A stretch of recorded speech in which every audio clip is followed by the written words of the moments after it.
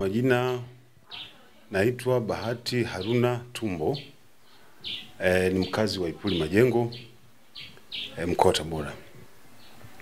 Kuhusu siku ya Karume Day, naweza nikasema ni kumbukumbu ya waasisi wetu,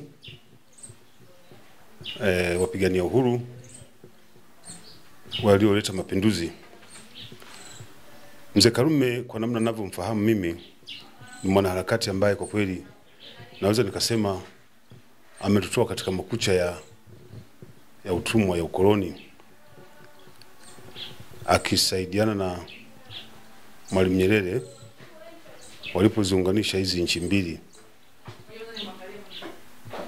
Kwa ufupi naweza nikasema kwamba Karume Day ni siku ya kumbukumbu ya kumkumbuka muasisi wa taifa la Zanzibar. Umeeleza mambo mengi ambao unakumbuka kufuatia siku hii. Wewe binafsi inapofika siku kama hii unafanya nini? Kwa sababu ni siku ya kumbukumbu ya kuwaenzi hawa wazee wetu, ni siku ya mapumziko ambayo mara nyingi huwa tunakaa, tunatafakari wapi tulipo, tumetoka wapi na tunaelekea wapi.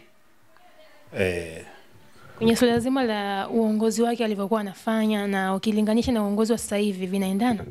Uongozi wa sasa, kwanza tunamshukuru Mwenyezi Mungu kutuletea Hussein Ali Mwinyi. Nafikiri anatembea katika miguu ya Karume, kwa sababu yule mzee, kwa kumbukumbu ambazo mpaka leo zinaishi, yule mzee baada ya kuwa kiongozi wa Zanzibar ameweza kujenga majengo ambayo mpaka leo yapo, na ilikuwa ni dhamira kutoka moyoni kabisa kwamba hawa wananchi hawa hali zao zilikuwa ni duni, makazi yao yalikuwa yako chini kabisa. Kwa hiyo alichokifanya, alijenga nyumba ambazo mpaka leo hii nafikiri ni kumbukumbu ya kutosha kabisa.